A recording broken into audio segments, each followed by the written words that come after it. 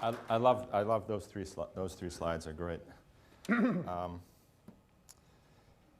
I think I put you a little bit more on the optimistic side of things. Is that? Next is going to be Dave Morse, I think probably with a bit of a Wall Street perspective.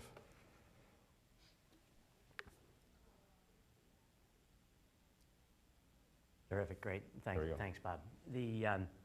As Bob mentioned in introducing me, I've spent virtually my entire career in the private equity world. So when I talk about the credit markets and the credit crisis, it's generally from the perspective of leveraged loans and the high yield market. So my lens as I look at the credit markets and the credit crisis is through the private equity LBO world, similar to Sue looks at her world through the mortgage markets and the credit markets through the mortgage markets. And I do have to say, Sue, I was interested in your comments about the trends of disclosure and documentation in mortgages, because I think the only CD I got with my mortgage was Captain and Tennille's Greatest Hits. So focusing on the last year and the credit crisis in terms of the private equity world. When Bob asked me to be on the panel, I reflected on another panel I was on in Chicago in the summer of 2007 in front of institutional investors who would invest in private equity funds like the one that I'm part of. And I was asked to comment on a comment that was made by Steve Schwarzman, who is the CEO of Blackstone. And if you remember at that time, he said, we are in the golden era of private equity. And I was asked to comment on that. And I will say, in the summer of 2007, I felt that we were absolutely at a bubble in the market. It felt very peaky, and it felt like a bubble.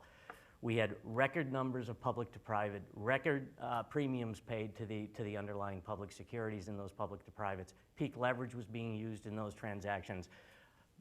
Purchases were being made off peak earnings and on peak multiples. So I thought at the time that something had to give.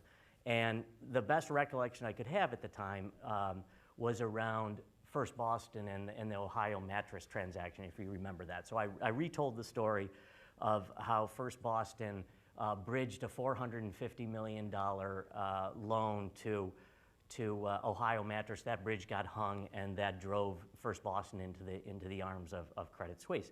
So I told that story, and I was going to talk about what I thought was going to blow this bubble up that we were sitting in. I definitively didn't believe it was the golden era of private equity. It turns out here, 2 years later, that no surprise, I was completely wrong about what would blow that bubble up. I argued at the time that we were in a really scary era for the banks and the investment banks. The financing of LBOs and the risk that the banks were taking on their balance sheets was far in excess of anything that First Boston